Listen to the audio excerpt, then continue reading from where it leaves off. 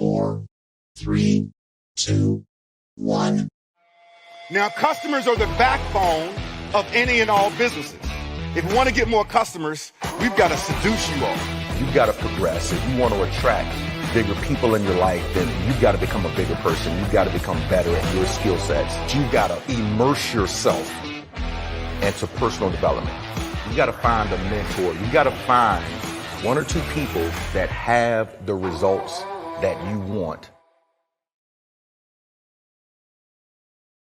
Ladies and gentlemen, welcome to another episode of Untold Upline Secrets / the interviews. Today, I'm really excited about this interview that all of you are going to be able to dive into and get some phenomenal value from. Now, I met this lady, literally, I've been knowing her only for a few years, but we got to really truly know each other about 6 or 7 months ago, spending some time together with another phenomenal 7-figure earner friend of mine, Mr. Josh Hickenbottom. And the more and more I got to know this young lady, the more and more I realized that she was a full-blown rock star. Now, she's somebody that's absolutely crushing it on social media, has figured out the Facebook algorithm game, has figured out the TikTok algorithm game, and really has built her businesses truly 99.9% through social media. So we're definitely going to be picking her brain on that. And because of that, she's built quite a few different 6-figure businesses, 6-figure plus businesses in the direct selling arena with 99.9% social media. So ladies and gentlemen, let's welcome to the stage the rock star, Miss Skylar Darling Lambert. Skylar, how are you today? I'm great. How are you? Thanks so much for having me. Oh, so glad to have you on here. It's always a pleasure to be able to be in the rock star's presence. So thanks for taking the time out to share with the people that are going to be seeing this interview now. There are some people, Skylar, always start these interviews off the same way. There's going to be some people that know you that see this, and then there's going to be some people that don't know you. So we got to start off with that first infamous question. Who is Skylar for the people that don't know? Well, I am from Indiana. I've got 3 kiddos, 2 golden doodles, and I've been in network marketing since 2012. It's completely changed my life in every which way. But originally, fun fact, I wanted to be a dolphin trainer when I grew up. So I kind of missed the boat on that, but network marketing came in clutch. Sorry, my dogs are barking. All good. We gotta love the animals, so it's all good. It's all good. All these interviews are raw, so it's totally cool. So awesome. Hold on, let's venture into this here really quickly. A dolphin trainer. Yep. Like let's back up a little bit. Like, when did you want to be a dolphin trainer? Like, what got you into that? I don't even know. When I was in high school, I was kind of, I didn't make good grades. I had ADHD. And I remember I had to do the senior project for 4 years. It was a project that you had to work on from freshman year to senior year. And I wanted to do it on marine biology and becoming a dolphin trainer because it was supposed to be about whatever career path you wanted to be on. And I remember my teacher told me when I was a freshman, you can't do it on that. Like, there's not enough demand for that in the state of Indiana. And I'm like, I don't really care. This is what I want to do. So I ended up doing my whole project on graphic design. And the day that I went to present in front of the whole city of Spencer, Indiana, like all these big wigs in our town, I said, okay, I did my project on graphic design, but I really didn't want to. So during the process of this, I realized I want to be a dolphin trainer and I'm going to school for marine biology. And I just led into this whole section on being a dolphin trainer. And my teacher was so mad. And it was so funny because it just kind of shows like I have this rebellion about me. I like to compare myself to Princess Leia because I'm like a huge Star Wars nerd. I'm rebellious. And I think that's what's kind of led me down the road of doing this unconventional business is the fact that I didn't want to do what everyone else was doing. I wanted to do something that no one else was doing. And I wanted to prove that everyone could do it. So. Nice. I love it. There tends to be a lot of rebellious people in network marketing. I don't know if it's like this collective of all of us that get together that all of us have ADHD and all of us are rebellion and we want to be entrepreneurs and we don't like a ball. So it's crazy. So for those of y'all that are wondering, are you in the right place? Yes, welcome to the club. All of us are the same. So Yep. so it's all good. So 2012, how were you introduced to this world of direct sales and network marketing? Well, at the time when I found the company that I first worked for, I was on bed rest and very pregnant. So I was just kind of surfing Okay. Facebook and I saw this very cringy before and after picture. I mean, I didn't consider it cringy at the time, but if I look back, those before and after pictures were super cringy. But I was impressed with the results that somebody got from a product, and I wanted to use that after I was finished being pregnant. And I told my mom about it. And then my mom went and had a party, and I was super broke. And I was like, I can't afford this crap. Like, you're going to have to give me some of yours, you know? And it just turned into me joining my mom. I had to drive down to her house an hour and a half away to clean for the money to join the company. That's how broke I was. So it was kind of crazy. Wow. So was that a weight loss product? It was a skin tightening product. Skin tightening product. Okay. It All was right. a Gotcha. Only reason I actually said that you wanted to use it after having the baby. So all right, so you wanted to get your skin back right. It's like, all right, this baby is stretching me a little bit. So yeah. I want to get the skin back right. Got it. Okay, so how was your first run in 2012? Like, sure, you came out of the gate and started making 10, 15 grand a month within your first 2 weeks. Sure, that was your story. Nope. I did not. I actually made, I think, $12 my first check, and I couldn't even pull it out of my account until I hit 25. So, you know, it was kind of crazy though, because I would have just spent the money I was making in the beginning if my mom hadn't been like, hey, you need to reinvest this in buying more wraps. I actually went house to house and had these parties and sold these body wraps to people. I know you guys know what I'm talking about. If you know the green, black, and bling company, you know what I'm talking about. That's Yep. what I did. I went around and I shared this with people, other moms that had just had babies, or, you know, people that had lost weight. And I would walk out like with cash in my pocket. And I loved that. But I did not start out making crazy money. It was like, oh, I can fill my gas tank. Oh, I can go to the store and buy some groceries without using my food stamp card. And that's literally how it was and how it started. And then it took probably 2 years for me to actually see a legitimate, like, I would say, let's say a couple $1,000s a month. It was a slow start, but social media wasn't anything that it is today. And I barely worked it on social media because that really wasn't a thing. I will say I did use social media to my advantage, because when I would go to these parties, I would make every single person that was at these parties add me on Facebook before I would put the wrap on them. So it was just a no-brainer. That's kind of how I started growing my network, and I didn't even really realize I was doing it. Interesting. Hold on. Let's back. You just dropped the golden nugget that I want to make sure that nobody misses. Before you would hit them with the wrap, you would make them add you on social media. Yep. I would enter the party and do like a little contest. Like, I'll give you $5 off, or I'll do a drawing for $5 off, or whatever, if you add me on social media. And they got brownie points if they shouted me out. So I was already doing that before it was cool, which is super cool to think about. Nice. So how many people would be at these parties? You 10, 15, 20 people at a time, something like that? I'd say on average, probably 7 to 10. And then I've had, you know, I had some that had 50 and I had to bring in reinforcement.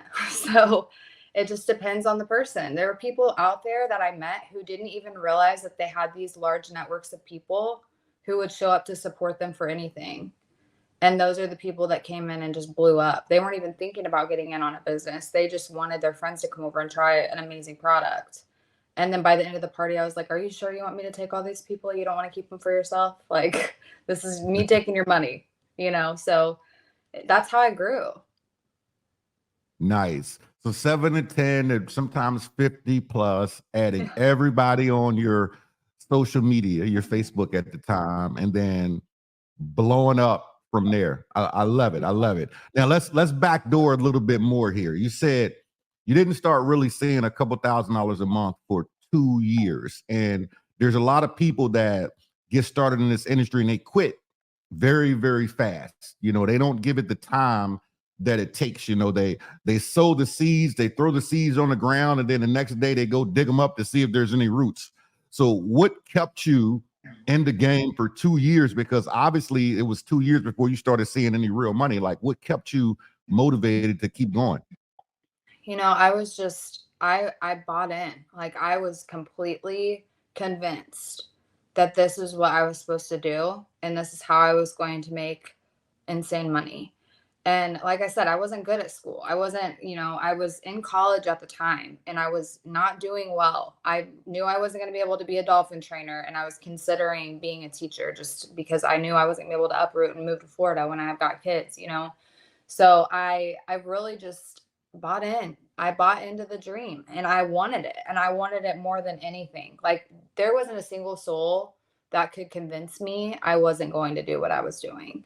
And all my friends were also in college and had big girl jobs. And, you know, they're like, why would you drop out of college? Like, you're nuts. Like, why are you sending your kids to daycare 3 days a week? And I'm like, because I got shit to do. Sorry for cussing. I don't know if I can cuss on No, here. you're fine. You're I got good. shit to You're do. good. I've got kids to feed. And I'm not going to just sit here and let these kids be the reason why I can't provide for them. And it really sparked something in me to see all these people doubting me and judging me. And I think that's what's always fueled my fire is when people try to tell me I'm doing something that they don't agree with or they think is going to fail. I always hustle to prove them wrong. And it feels so empowering. And so back then, that's exactly what I did. Every friend that came to me and wrote me off and told me, you know, this is a scam, this is a pyramid scheme, you're not going to make it, you're not going to make any money. Those are the same friends that were standing there wanting to celebrate with me when I was hitting these big accomplishments. And some of them just completely walked away, and that's fine. But I did something unconventional. And I wanted to teach the average broke mom like me that they could also do something unconventional. Nice, nice. I love it. I can hear the drive in your voice, and I'm sure that, that was definitely something contagious, for a lot of single moms and, moms trying to get back and look their best and make some money at the same time. That's always a beautiful thing. So 2012, you started, 2 years, you started seeing a little bit of money. So in that first company, what was your best month in that first company? Best month out of the year was probably March. I feel Okay, like those income wise. income. I think I hit a really good level of income in 3 years in. So I would say the first 2 years were kind of like, extra money. I was still working, but then I kicked it into overdrive the third year. And that's when I was number 73, I think, in the whole company. And then that's when I started making six figures. So Nice. it was very, it was just like kind of just coasting along. And then all of a sudden it was like, and it just took. And it was so cool because so many lives were changed during that time. And it was like that, I was there for 7 years. So it did well for 6.5 of those years. It just kept going up. Wow. Wow. So you went to number 73 in that company, and you're not in that company anymore. And we can use the company name for those of y'all that are wondering. That was It Works. So it's like, does it work? It works, so It Works is in Florida as well. So you were number 73 out of, because It Works at one point had so much momentum. Yeah. Like, how many reps Top do you think it was? 30,000, 50,000, 100,000? I have no idea. It was a lot, but I do know that I was in the top 100. So they didn't just recognize top 10. There were so many people in that company at that time that it was like top 100 was huge. Like nobody could get top 100. That's how it felt, Like they had to fill Amalie Arena. Like it was a stadium for our conventions. It was huge. And it was crazy because I felt like we were well on our way to be a household name. And then, Yeah. Things changed a little. Things change. Yeah. Don't they always? They I've been doing some phenomenal interviews, and I've been telling one of the things I was just on with Tal Falcone literally yesterday, and we were talking about how there's so much momentum that people can grab, but then they forget that it might not be like this forever. It's going to rain one day. You gotta stash it up. It's like what goes up, nothing goes up in a straight line all the time. Like you got to be ready. You got to be ready. So you were in that company for close to 8 years, and we won't get into the exit and all that good stuff, but you left that company and you had to pivot. And for those of you that, are looking here, you have to understand something. I kind of live by this thing, this Kenny Rogers thing. It's one of my favorite songs, even though I'm not like this crazy big country guy, but I always love you got to know when to hold them and you got to know when to fold them.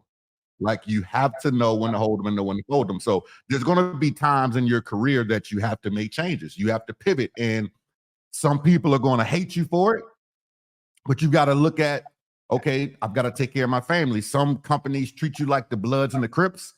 It's like, blood in, blood out. You come in, you got to die. You leave here, you die. You're bad. Block that person, this, that, blah, blah, blah. So when you left that specific company, did you go through, well, I'm not even going to ask that. I know you went through it. How did you feel about some of the backlash, some of the things that some people said when you had to make a decision for you and your family? It's crazy because it's been so long, but I still have feelings about it. Like I still have people to this day that I love very much that will not speak to me because I walked away from that. And I walked away so peacefully and I didn't talk bad about it. I love that company. That company helped create me as a leader in the space, but there were things that were beyond any of our control that were going on. And one of those things was a health concern of the person who owned the company that I still love very much. So it was like I made a decision for my family, but I was treated like I had been staying in the Hotel of California. Like I was not allowed to leave. And I don't like that, and I've been through this now like over and over. So it made me feel like I was, just a financial asset.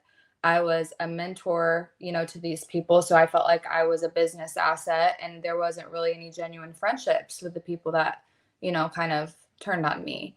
But I still think about them often. And if I saw them out, I would attempt to hug them. I think some of them would walk away and snub me, but everybody's had to make that decision at that point. Most of those people are, doing other things. So I hope that they learn through their experiences what that feels like. No, I remember when the first time I had to do it. It could be mentally draining, like literally, especially when you help so many people and you thought that some people were your friends, and then it's like, oh, it was all about the dollar. Got it. Like, okay, now I understand. Like now I get it. It's the old adage of you can forget what people say, but you can never forget how they made you feel. And I know in my career, there's certain people that have treated me a certain way after I had to leave opportunities, and I would never do business with them ever again in my life because of how they made me feel. It's like, and especially when the company isn't even in business anymore. It's like, oh, Sid, you were right. Yeah, It took you a year to figure it out. It took you 2 years to figure it out. Like, right. It's crazy. So, did you go through like, because I know there's some people that are looking at this that either are in the middle of it or have gone through it. So I want to spend a little time on that. Did you go through like a 1 week headspace, 30-day headspace? Because you're a very emotional person. I know that. So it's like, did it take you out for a little while mentally? No. I didn't have time for it to take me out. I do not hesitate when I join, like when I start something new. There's no time for that. Like I would, let it take me out while I was sleeping and have dreams about it, or I would cry in the bathroom for a second. But I didn't let anybody see me sweat. I ran like the wind because I knew I have dreams still that I need to chase after, and I've got babies that rely on me. And now I have this brand new opportunity available to me, and I know the power of those first few weeks when you're launching something, and I don't have time to sit around and whine about that, and cry about it and sit in sorrow. Like, and I have seen so many people do that in the industry, and it breaks my heart because, I don't know if you know this about me, but I used to have a MLM PTSD blog, and I would talk about a lot of this stuff, and people would write stories to me.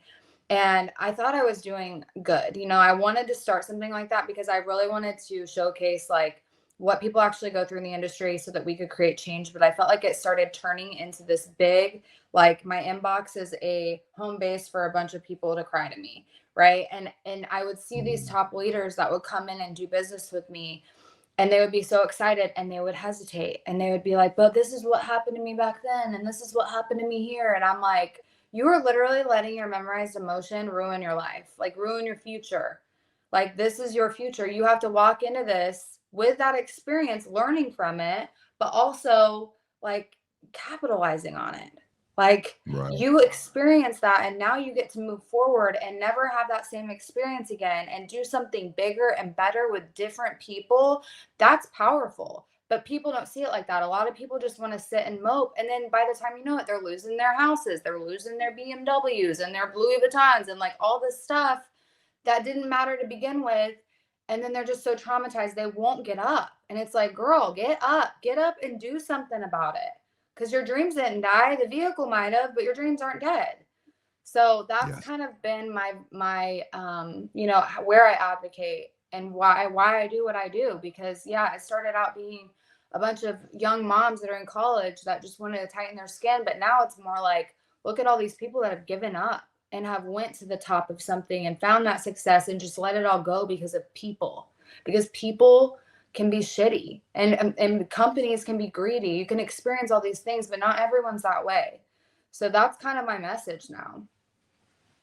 Nice, nice. I love it. I can only imagine what an MLM PTSD blog. I can only imagine the comment section. I can let alone your inbox. I'm like, you had to be a therapist. Like you were the I Oprah wouldn't even Winfrey, have Dr. time. Phil. It was draining, and it was it really, the intention was to let people use their voices, and so we could create something better, and so that people were aware this was going on, so we could, like, other companies and people could see this and be like, wow, we really need to create change. No, it was drphil.com for for MLM. That's what it was. And I was drained. I didn't even open half the messages by the end. I was like, I can't do this anymore. I was not cut out Wow. for this. I But bet. I bet. the vision for it was in the right place. No, I can see. I think it was a great idea. But yeah, you have to be mentally strong to be dealing with those emotions all day long. And I don't think I heard anything about you going to college for psychiatry. No, and So I'm yeah, you weren't not a built for that. dumping ground either. And that is what I learned out of it. I am not an MLM PTSD dumping ground like anymore. Right. You want to get up and go, let's go. We're not going to sit here and whine about it anymore. So that's my No, I take. dig it. I love it. I love it. I love it. All righty. So from 2012, you spent, 7.5, close to 8 years in that other specific opportunity. From 2012 up to about what, 2020? 19, 20? It was 19, I think. 19. Okay. So obviously social media started picking up during that time frame. 2012, it wasn't as nowhere near the size it is today, obviously, as well as 2019. So you picked up some steam, you picked up some momentum, you had to make a pivot, but you started figuring out this social media thing. So the next opportunity that you went to, did you use those things that you truly learned in social media to help explode the next opportunity? And if so, tell us some of the things that you actually did. Yeah, so I learned a lot, I would say the last 4 years or so at It Works about social media, and it started evolving, and the filters started coming out and the girlies with the hats and the booties and all that. That was kind of that era towards the end of It Works. And then when I went into my next venture, the amount of success that I experienced super fast was insane. And that's one lesson I learned, is that when you build a network of people that trust you, it's not hard to go start over. And that was a huge fear of mine. Like, I'm going to fall flat on my face and it's going to take me, another 7 years to get to the point where I'm at now. And that wasn't true. I completely surpassed everything I did in a very short amount of time in my next gig. So, I had a launch strategy, and that's where I think a lot of people miss the boat, or, sometimes people do launch strategies that are kind of, in my opinion, a turnoff. Just because you have to think about the fact that social media is constantly evolving. So what was really super cool back then isn't super cool anymore. So I had this launch strategy where I would basically build momentum and tell people, I'm parting ways and I'm going to do something else. but before I went social, I contacted just my friends and family and people that I trusted and told them, I want your opinion on what I'm about to do. Cause I'm walking away from some serious income and I want to, I want your opinion. And they all wanted to do it with me, which was so surprising. Cause the time before that, no one wanted to do it with me. Then when I went to social media, I made it so exclusive. I had like a private group and a event that they had to subscribe to find out what it was I was doing. And it was like, people were just like flooding me. I had my mom and my friend helping me on my computer and my husband on computers responding to people because there were so many people in my inbox. It was nuts. Like I had never experienced anything like that. But I think now when you look at it, I would never advise somebody to be hypey and do it the same way I did back then, because it's not like, it's evolved so much since then. You don't want to be that way anymore. I mean, I'm not saying it was wrong that I did that. Like, I was gatekeeping, but it's, 2024, people don't gatekeep. It's like a thing, So I have to be aware of that when I'm deciding when I'm going to roll out the next thing I do, right? Because things are not the same as they were back in 2018, 19, 20. And people react and respond to things differently than they did back then.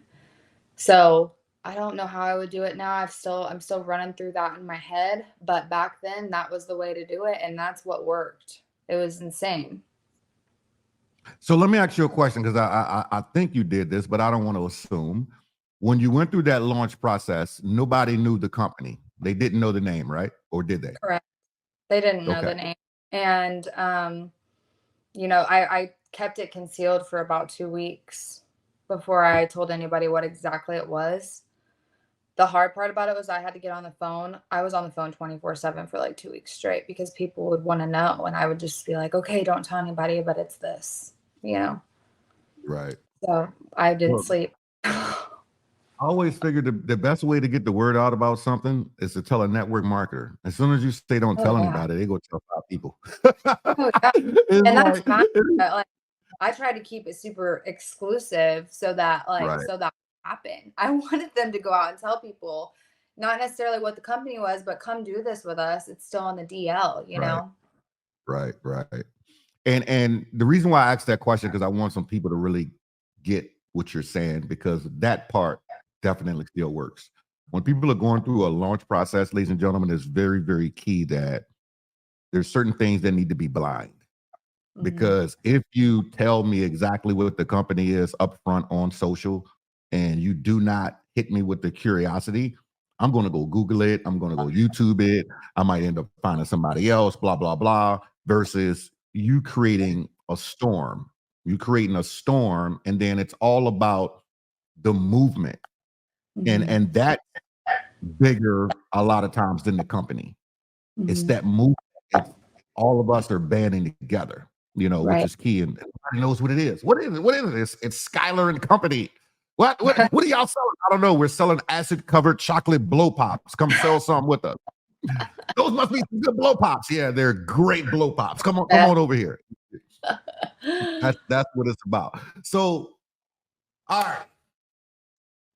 Talk to us about a few, because look, the name of this book is called Untold Upline Secrets. Keyword being secrets.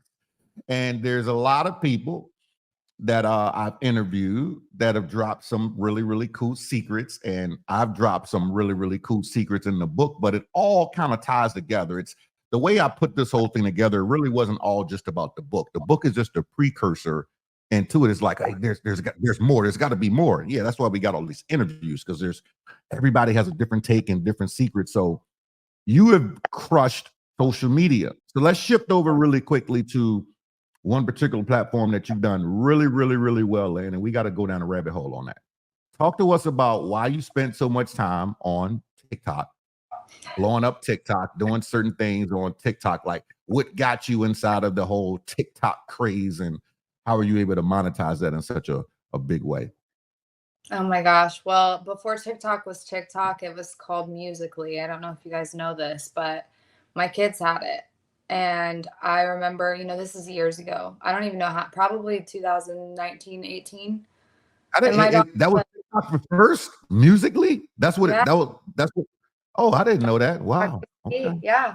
My daughter's like dancing. She's like 7, dancing in front of a camera. I'm like, what the hell do you think you're doing?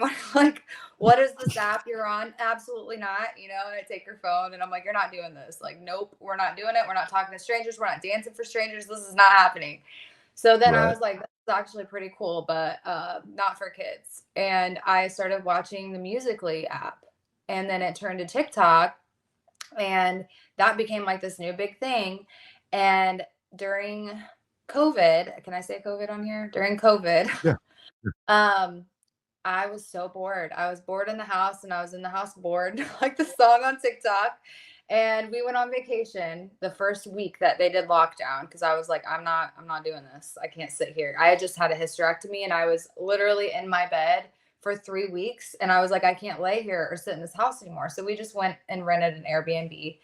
And I was like, you know what? We should start doing TikToks. My kids were a little bit older at this point. And I was like, let's do TikToks of like siren sounds, like everything's getting shut down. And we just started like just clowning and just having fun, jumping in the pool and like, just talking about funny stuff. And that's where it all transpired, was that I was bored. And then I was like, I can incorporate my business into this, and I started really just taking so much time and learning everything I could. And I started following other creators and using TikTok as a search engine instead of just a platform. I started using it to train myself. I started using it to really like find out how people were going viral and studying SEO and doing all these things. And it was like my creative fun outlet, where I could actually just be myself. Whereas I feel like Facebook, everyone's so concerned with how they appear and like the audience is completely different. So with Right. TikTok, this is my funny comedic side. Facebook is more my serious side. And that's kind of where it all started. And I just became intrigued with it. And then I started really taking it seriously. I'd say probably 2021, 2022. I grew my following to like 70,000 followers and I lost my whole account. And I was All right, like, hold on, because some people want to unpack that. How did you yeah, get it to 70,000 followers? just being goofy and talking about stuff that no one talks about. Like at the time, I was promoting for a libido gummy. And so I had Okay. had a hysterectomy and I was talking about things that people deal with when it comes to that kind of stuff. And it wasn't in any way cringy, but it was more educational, but also like, this is what women deal with. This is what men deal with. This is the solution. I had one video go viral and it continued to circulate through the algorithm for like 6 months. And I got, in the first 2 months, 600 customers from it. So I was like, this is a cash cow. Like, I can just sit here and be crazy and goofy and make funny videos and lip sync and talk and bring in this many people to try this incredible product that's going to help them. So it was cool until I had to Nice, start for nice. that aspect. But All right, so you got it up to 70,000 followers, and then you said you lost that account. yeah, so I don't really know what exactly happened, but I kept getting community standard violations and it was like baseless. So it was like, oh, you're nude. And I'm like, I'm fully clothed. I don't know what you're talking about. I'm not nude. Or it would say, oh, you're soliciting drugs. And I'm like, I'm not soliciting drugs. I don't know what you're talking about. Like I would have to constantly fight these allegations because it's bots, If you get reported Right. by anybody, even the anti-MLM, which is probably where the reports probably came from, they're bots. They're just going to shut you down. So yeah, they shut my account down and I got it back a couple times, but then it ultimately just got shut down completely. And I grieved. Like I like to go back and watch my videos of me being goofy, and I was like sad that all that content, years of content was gone. And I was posting 3 times a day on there. Like you got to be consistent with TikTok. And every Monday I would go out and film like 30 TikToks, either in my house or somewhere out in the world. And it was like influencers in the wild because I'm out there like downtown in, Indianapolis, Indiana with my tripod, like dancing on the streets, just being a goof. And all that stuff was gone, 3 times a day for years. That's a lot of content to lose. Thankfully, Wow. I had it saved and transferred over to YouTube. But by the time I went to go re-upload it back to my new TikTok, it was so pixelated I couldn't do much with it. But I do have it on other platforms. That's a crazy thing with TikTok is your if you're doing network marketing, there's kind of a risk that you might get shut down if the anti-MLMers come after you. So So yeah. what was one of the things that you learned from that? I'm under the assumption that you learned, and you can help me if I'm wrong or elaborate, that whatever content that I have on this platform, I might want to repurpose it somewhere else at the same time, just in case. Was Yep. that one of the things that you learned amongst a few others? I did. I learned that, there are systems and AI things that you can use to upload all your content automatically to Reels and to, YouTube Shorts, all that. I also learned that there are certain keywords that you can't say because the bots will get you. So you can't be like, buy my product or link in bio or, check the comments. Like, you got to be really careful with those words. And also that I use TikTok now to show people a different side of Skylar so that they'll want to come follow me over on Facebook or Instagram. I do talk about things on there, like if I have something that I want to showcase, but I'm just very careful because if you're not linked to the main owner of whatever product you're representing, let's say like a company had a TikTok account and they don't link you as an influencer, TikTok isn't getting their cut because no one's running ads. So they're going to do everything they can to shut you down or make you run ads. And for me, Hold on, I never. back that up. Hold on. You say that too smoothly and easily, and some people didn't get that. And I know exactly what you mean. So we slow that down so people understand exactly what you just said. Unpack that because people are losing TikTok accounts as we speak based on what you said. So unpack that a little bit. If TikTok is not getting their cut from you selling a product on their platform, they will get it somehow or they will remove you. So you have to be very methodical and thoughtful on how you're representing your product. And if you're not going to, you need to be able to either run ads or attach yourself as an influencer to a company that is running ads in order for you to keep your TikTok account and to stay in good standing. And it's just the way social media is, guys. Like, it's not, Facebook is the same way. That's why you can't post usually MLM links on Facebook without them getting banned because they want their cut. And it's easier on Facebook to share things on your wall, but you will notice if you start using dollar signs or certain keywords on Facebook, no one's seeing your post. And it's the same thing with TikTok. You got to be super careful and creative on how you're presenting and representing a product. So how do you attach yourself to an owner as an influencer then? Well, 'Cause I first know of all, you got somebody to wants find to an know. owner that'll do it. And I have yet to find an owner who will take the time to learn TikTok. It's not even that they won't do it. They're like super interested at first. And then they're like, okay, yeah, we can do that. And then it never happens. So I have not been successful with that inside network marketing. I will tell you, however, I own a bikini company with two of my friends. And we opened up our own TikTok account for our business. And we have the ability to hire influencers. So now I know how to do it from the owner side, So I know it's possible. And I know that more companies should be doing that, especially network marketing, because they're keeping their main top distributors safe in that way, right? The people that, I'm not even saying the top distributors, but like people with a big following, that are going to have more bot eyes on them. And so if there was a way to do that and companies would educate themselves on TikTok, then I guarantee you it would be booming for most companies, but they just won't take the time to educate themselves, and they just look at it as, oh, that's like a young person app. We don't need that. Facebook's fine, when they really should be investing time into learning TikTok.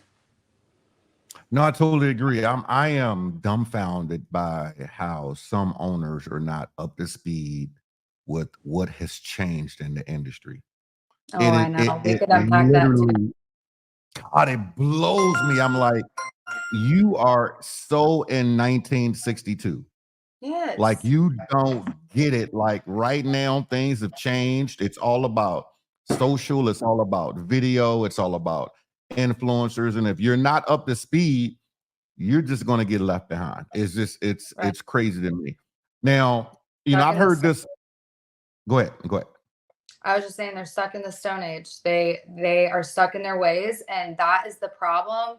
in the industry as a whole is everybody just wants to dig their heels in and not let anything change when everything in this world is constantly evolving. So you have to either go with it or you're going to get left behind. I see it happen every day.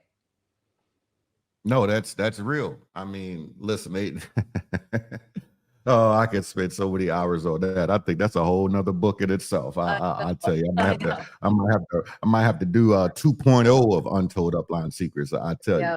Now, Yeah. you mentioned something. You said people are using TikTok as a search engine, and I want to spend a little time on that because a lot of people think that it's just about dancing or goofy videos or trying to go viral, not realizing that second to Google, YouTube is the most search engine on the world. Second to Google, because people would rather look at video than read. I mean, it's true. Always tell my network marketing team, like if they ask me something, one of the first things I ask them is that, did you type it into YouTube? There's Yeah. always like a 5-year-old that has a video on your topic.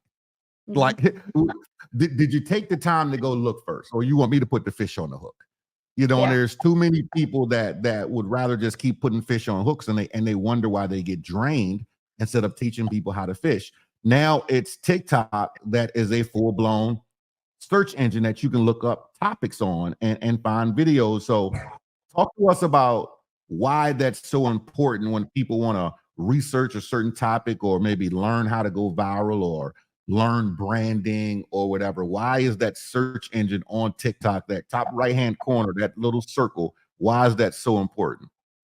I could literally talk about this all day. This is my jam. Like, this is what gets me so excited about this stuff. So, going back to what you said about YouTube, before TikTok was like a thing, that's how I've taught myself. I did not have an upline or a sponsor. My mom and I did this together, but we joined at the same time. So, we were partners. I didn't have someone holding my hand, teaching me anything. And before I met Josh and Miranda, I had no leadership at all. I self-taught myself stuff by watching YouTube videos of other leaders and companies that I was never a part of.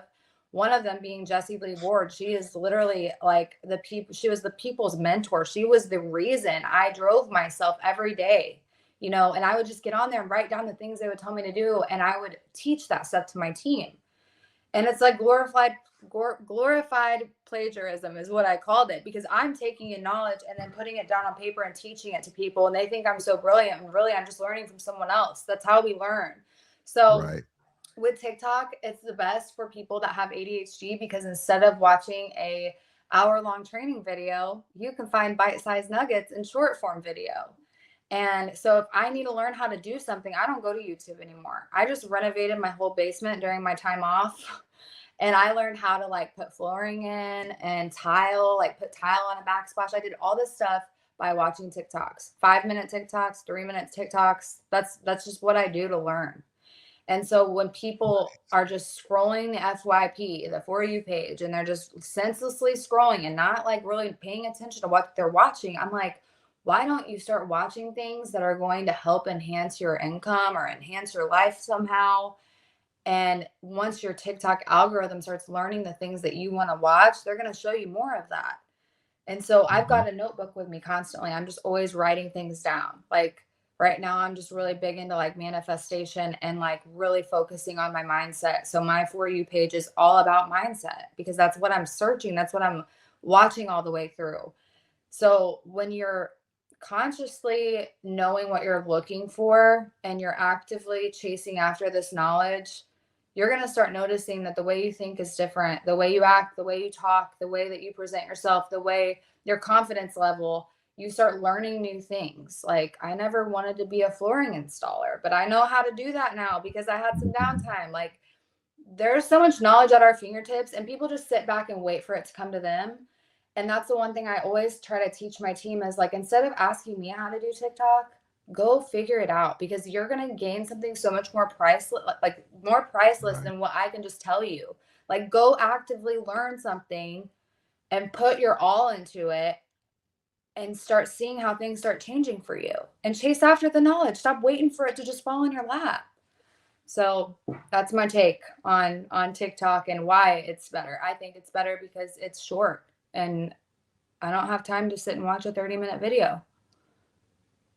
No, and that's the day and age that we're all in anyway. Yeah. I call it the microwave magic age. I tell people, if you ever wanted to know what patience looks like, just go into your kitchen and look at your microwave, and it'll tell you. And 99% of people's microwaves have time left on it. It's like you couldn't even wait 2 minutes for the hot pocket, and the microwave says 17 seconds left. It's like the hot pocket was only going to take 2 minutes. It was bubbling, Mom. It said 2 minutes.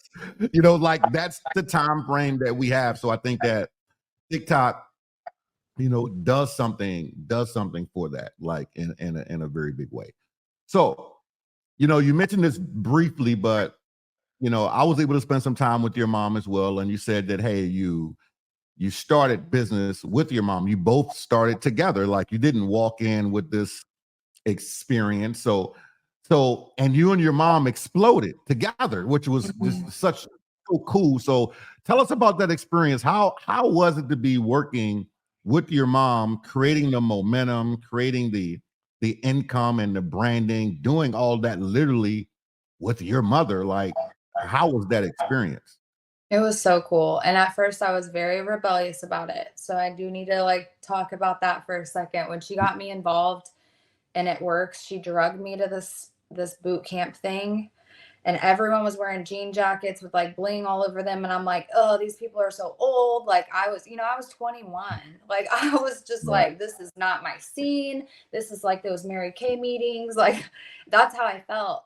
And my mom was like, this is going to change your life. And I've always had to learn everything the hard way and on my own. And when my mom would tell me something, I would do the opposite. I just how I was, and she knew it.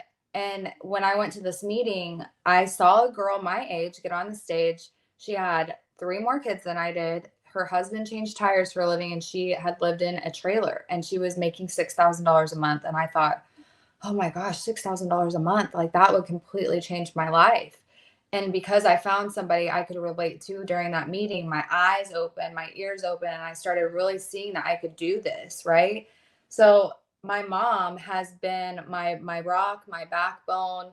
She led me to that point. But what was so cool is we were able to lock arms and just completely dominate the state of Indiana and our communities, and get out there and speak on stages together and do these parties together.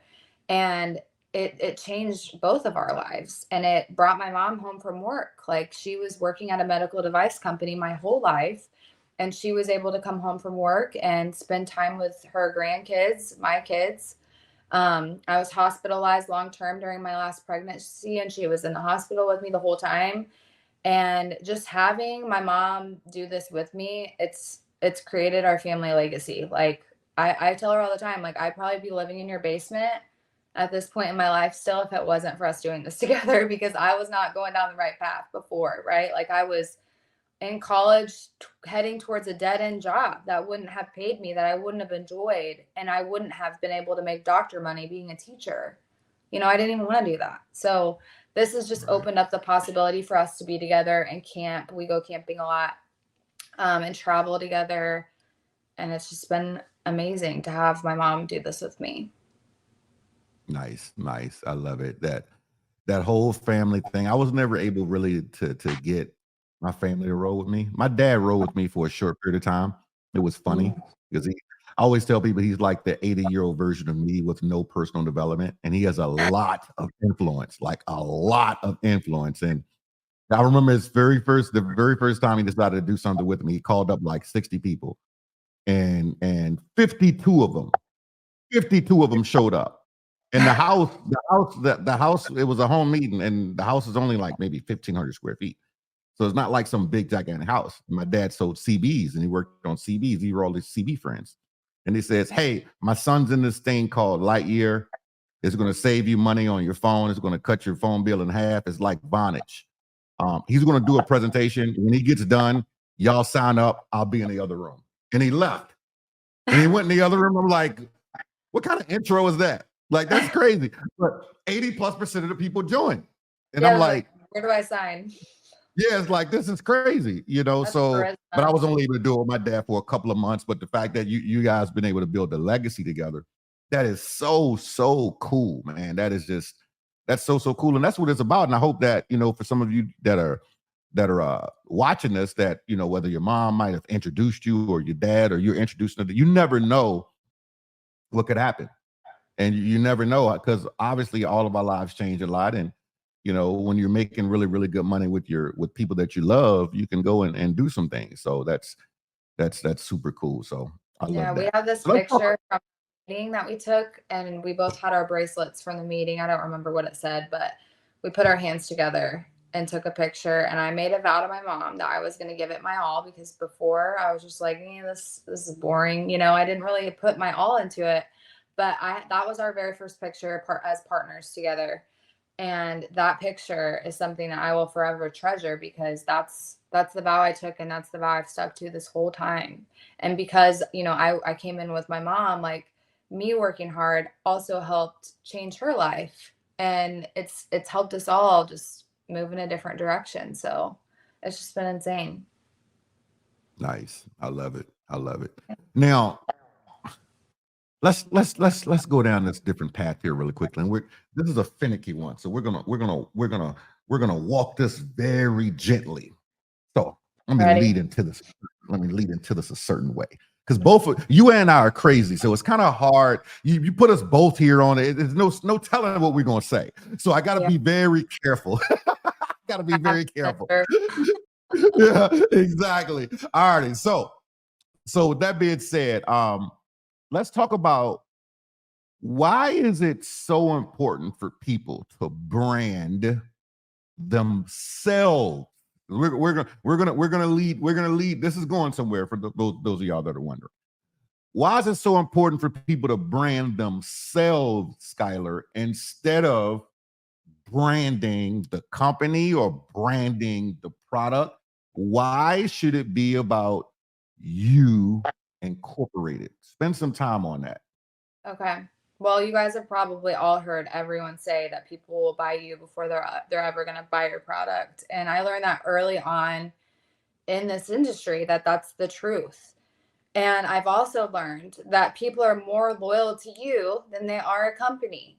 And there's a reason for that. They spend time with you, they work with you, you pour into them, you're a friend to them, not just like a business asset, but an actual friend to them. So the majority of the time, you know, you're the valuable asset in that. And when you leave, a lot of times they want to go too. And I'm not saying that's wrong or right. That's just how it is, because people appreciate relationships. And this is a relationship building business.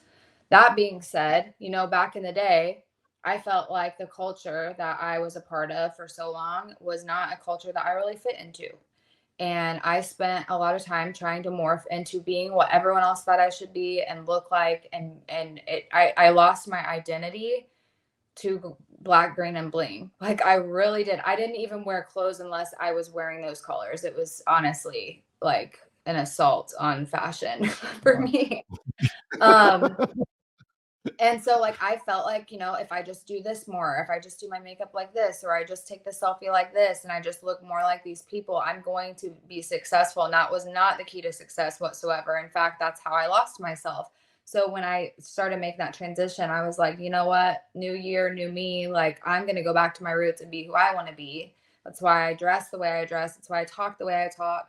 And I sat down and I wrote down all the weird things about myself that I thought people would just be like, that's so weird. Like the fact that I like Star Wars, or the fact that, you know, I'm obsessed with Full House. I love that show. Like, I wrote down weird things about myself so that I could start talking about that stuff on social media, and I could get away from trying to look and act like everyone else. And I didn't want to be put in a box anymore. And when I started talking about these things that I thought nobody will ever relate to, I started finding that people related to it more. And so I've done a really good job over the years of just making people know me, people that I don't even know me, you know, and they see something that's like Baby Yoda and they'll tag me in it or whatever. Like, they know the things that I love and enjoy, and it's like they have a personal relationship with me, even if I don't know them. So the important part about not branding a company, you know, it's that company could go away and you never know what's going to happen. It could be the best thing since sliced bread, and then it could turn. It could sell out to another owner. They could change the policies. They could change the product ingredients. But people who appreciate you and have been watching you and following you, your integrity is something that you take with you everywhere. Your credibility, Yes. your integrity, you carry it with you wherever you go. Even if you decide to walk away from the industry, people still know that about you. So branding yourself has to be number one. And I will tell you right now, I'm getting way tighter on that this go around than I've ever been.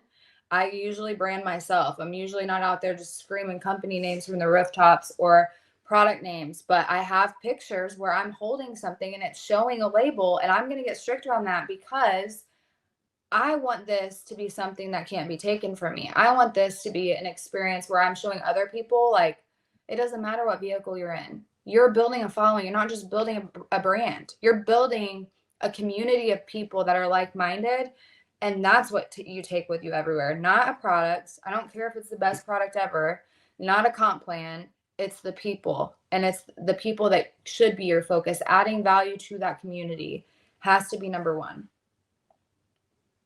No, that's so true. That's especially in the days and times of this tight compliance. And I don't know, some of these companies have like compliance departments like the FBI. And most people don't get it. That's why I think that branding yourself is so important. I'm glad that you brought it up. So like right now I'm in the middle of, as I'm sitting here doing this interview, people can see I'm drinking a Gatorade. Now, before some of you say something, said Gatorade, sugar, let me cook for a second. Let me cook. Okay. I don't get any money from Gatorade. So I can just drink this and it's fine. Gatorade doesn't have an affiliate program. But if Gatorade had an affiliate program, there would probably be duct tape around this bottle. You wouldn't know what it is on purpose. Then people would be like, dude, what were you drinking that had duct tape on it? So funny you ask. You know what I mean? So it's like you said something like you're holding the product. You could be talking about the product, but they don't see the name of the product. I've got great friends that are phenomenal leaders in networking, and majority of them are women that sell different, skincare, weight loss, whatever. And they're really, really good at that, about talking about the benefits, selling the benefits of it, covering it up, doing something on Canva, blurring out the image or whatever, because then it creates that curiosity of, well, what is that? And you're branding you because it's like you said, what if something changes with the company? What if something changes with you? What if something changes with the formulation? What if something changes in the comp plan? What if you have to go to another place?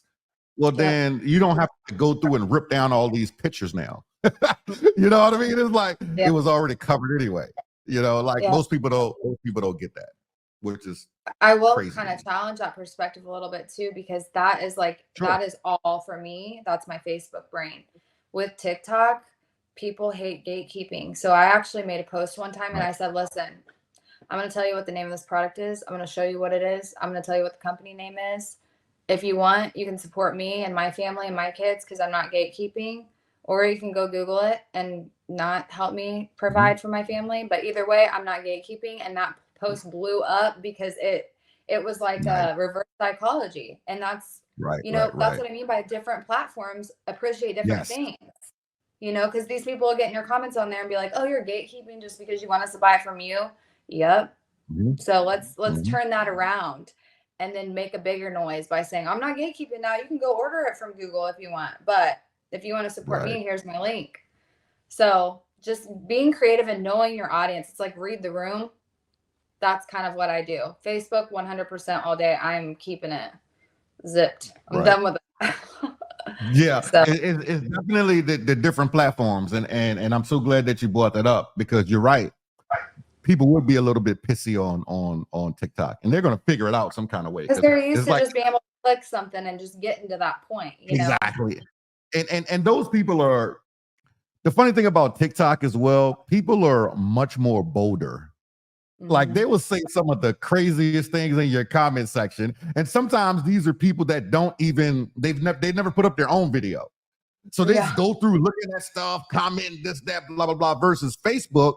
Everybody has a profile. So you know who it is that's saying something weird. And majority of the people, the profile is under their name, versus on TikTok, it's not under their name. It's under something different. It's under an alias. It's under this. It's under that. You have no idea. So you're right. Read the room and totally understanding, you know, your audience and who you're speaking to.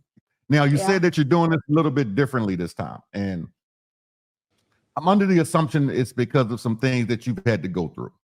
And we won't go down that rabbit hole too deep because, you know, it's some things that have recently happened. So we won't go down that rabbit hole too deep here. But I will say this. I feel like in 2024 and beyond, companies have forgotten, not all of them, but quite a few have forgotten that we're independent contractors.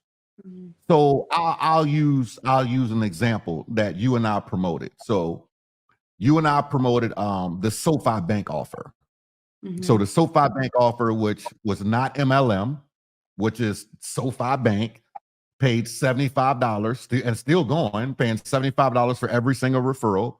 For somebody to open up an account, they put $10 into an account, they get $25 and you make 75. Like the biggest no-brainer ever. Like ever. No monthly fees, no nothing. But there was companies that were mad at some of their reps because they're promoting an offer that's one tier. There is no second tier to it, so you can't go out and recruit a ton of people. As soon as they open up the account, is one time. Like you can only make up to 10 grand in a year per account. That's it. You know, if you're married, you can make 20 grand, but extra, you know, $600, $700 a month to somebody is a lot of money. That's life-changing money. The average person who lost their home to foreclosure was less than $400 a month away from keeping their home. So, I mean, 500 times 10 times 12 is 6,000. Somebody put an extra $6,000 in their pocket. I mean, what is bread? $165 a loaf right now? What is peanut butter? You know, $12 a bottle? Like, things are expensive right now. But there's owners that were like so upset. Now, some of my friends had a couple of key friends call me. They were like, dude, like my owner just sent me a message, said, stop promoting that and this, that. And I'm like, what are you talking about? Like, what are you talking about? I'm like, this is why I pay close attention to leadership and I pay close attention to ownership. And one of the things that I talk about in my book, the very first thing that you got to look at when you join a company is it's not the product. It's not the comp plan. It's not the timing. It's the owners. It's the owners. You have to pay attention to the owners because these are the people that are signing your checks. These are the people that can make decisions that could throw you off. So talk to us about, like, did you get any flack about that? You were promoting hard. Like you were, I saw you. I was watching you. I was like, let go, Skylar, go. Like you were promoting hard. Talk about that, and then talk about why is it important to have multiple streams. Like you're not going to depend on one stream of income. You've got a couple of kids, you got responsibility, you got things to do. So let's spend a few minutes on that before we wrap it up. Yeah, first of all, I just want to say, like, the system of referring people isn't a new concept. Like, I remember when I was a kid, if my mom referred somebody to our dentist office, she got like a free cleaning or put in a drawing. Like, this isn't a new concept. So I don't understand why now that we have this powerful tool like social media, referring people to something is a bad thing. You can refer people to DoorDash and get DoorDash credits. You can refer people to anything like Apple Music. Who cares? Like, it doesn't make anyone an influencer. It just means you're referring friends and getting a kickback for it. And that's what the bank app was, right? Like, it wasn't an MLM company. It wasn't a business. It wasn't anything like that. So I did get a little bit of flack for that. But at the time I really was like, you know what? They can't do anything because I'm not employed by this company. I'm not contracted to this company. This is a bank. It's a bank. Right. So, I'm actually in the process of writing my own book right now called Freefluence. And what's so important to me for people to know is that there has been this big divide between network marketing and affiliate marketing for so long. And I'm starting to see people jump in the water from both sides and just mixing around. It's like they're all kind of starting to mix together and understand each other better. And I really just feel like in a couple of years, it's not going to be this big gap. Like, the gap is going to be bridged. But it's because of these old school network marketers that think that they know how to run a company, going out and saying, okay, it's 2024. I'm old now and I'm going to own a company. You have no idea what you're doing because we're not back in the early 90s. Like, you literally won't even take the time to invest to learn that you're not going to attract influencers by bringing them in, making false promises, telling them that you're an influencer friendly company, encouraging influencers to come, and then ripping away their right to earn income other ways, because influencers don't just contract with one person, right? They don't just contract with one company. And we, as people in network marketing, especially when all these companies are throwing out the word influencer and ambassadors and all these things that sound like legitimate influencer ambassador opportunities, affiliate marketing opportunities, we need to start laying down the law and saying, you know what? No, I'm not signing your contract. You can sign my contract, because you're asking me to represent your product. You're borrowing the following I've created. You're borrowing my influence. You're using my influence to grow your brand. So you're going to sign my shit. And that's how I feel about it. Like, that's how it should be. I am not a slave to a company that is begging me, begging to fly me out, begging to have a phone call with me and tell me about their opportunity, begging, promising the world. And then all of a sudden you get in and you realize you actually are in handcuffs and you can't do anything. That's wrong. And they're ruining it for everybody.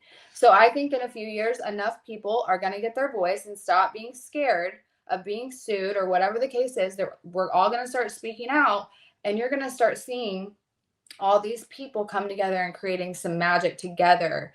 And all these old school owners and old school people are just going to fall off. They have to.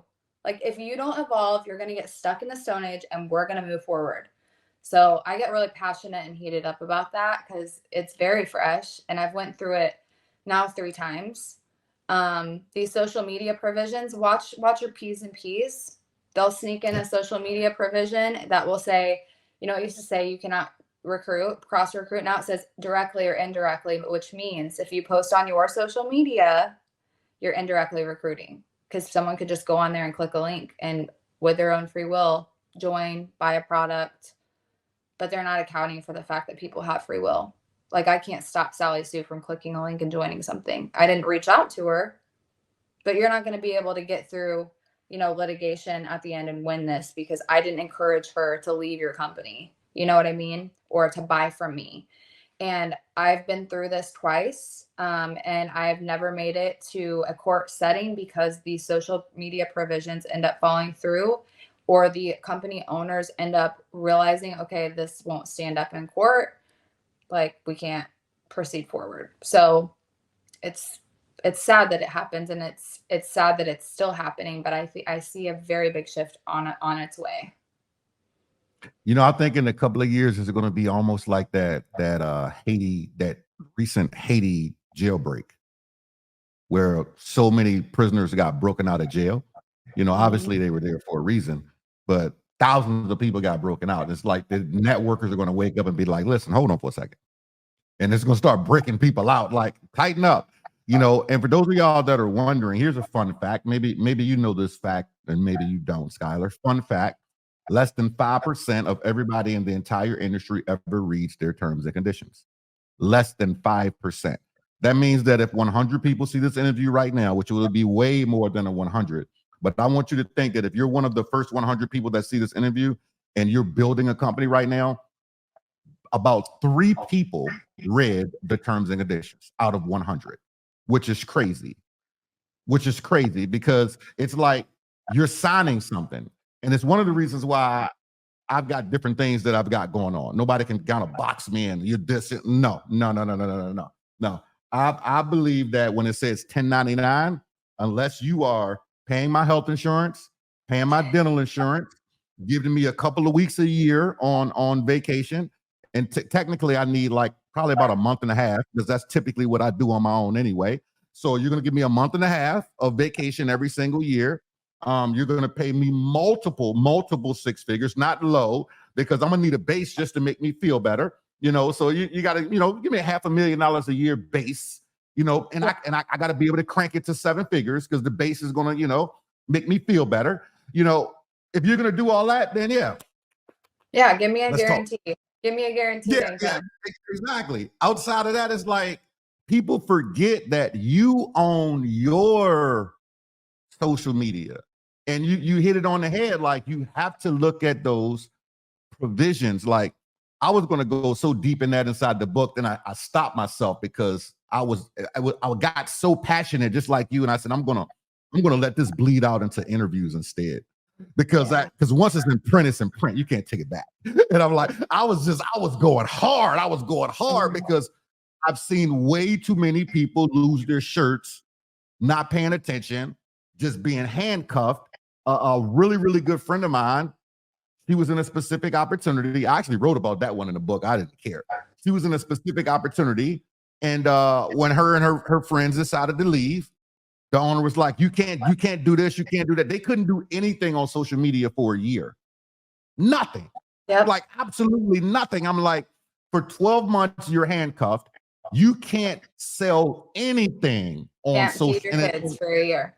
Yeah, and it's like, that's why. And if the owner is worth a couple of $100 million, you know, if you're running around saying you're a billionaire, listen, if you're worth $400 million, there's no difference between you saying I got 400 million versus I got $1 billion. We're looking at you the same way. So it doesn't matter. So if you've got $400 million, why are you blocking this person from making $5,000 a month, 10 grand a month, 50? It's not. If they would handle people properly, if they would handle us properly and stick to their own policies and not violate their own terms and conditions, no one would want to leave. So it's like, you got it as an owner. Not only do you have like the money to sustain your company, but like, how about you stop bringing in good people and then running them out the door, knowing they're going to take the following they brought you. That's just how it is, right? Like you should have more integrity behind closed doors if you don't want that to happen, and people would stay. And I'm not an employee. Bingo. You're 1099. And practice what you preach. If the average millionaire has 7 streams of income, I always tell everybody, you do realize that every network marketing owner in the history of ever that I know, none of them have only 1 stream of income. So why have they got you pinned down to just one? Like you can't do anything else. But you got all this other stuff going on. But you can't do it. How, Sway? Right. That's why when I certain owners won't mess with me because they know I don't care. It's like, no, man, you're not gonna lock me down like that. Like slavery, my grandparents dealt with that. Like I'm a grown man right now. Like my grandparents had to deal with that. You're not gonna put me in 1099 slavery. It doesn't work that way. So if I want to promote something on Monday, I'll promote it. If I want to promote something on Tuesday, I'll promote it. If I want to promote something on Wednesday, I'll promote it. And if you got a problem with that, then I'm probably not the guy that should be in your deal. So as long as we on the same page up front, cool. But don't try to handcuff me later because we can go tit for tat. So I'm with you there. But man, we can go forever on this one. This wanna be too long. We'll spend too much time on that because we're both passionate about that. So as we wrap this up, first of all, Skylar, thank you so much for the nuggets that you've given everybody here. And I'm sure that, you know, people are gonna pick up some really, really good value, you know, from this. I've interviewed quite a few of your great friends. I've got another one that's going to come up literally right after this one. And I'm so excited that you were able to pop on here. And I want to end this with a question that I ended with everybody. I want you to really, really think about this.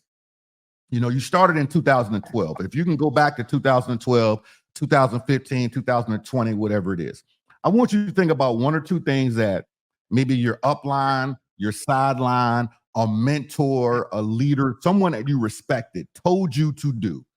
They told you to do XYZ 8 years ago. They told you to do XYZ 10 years ago. Something key, and you were like, nah, I'm good. And I got a feeling that you got 1 or 2 of these things because you're very rebellious. They told you to do something and you didn't do it.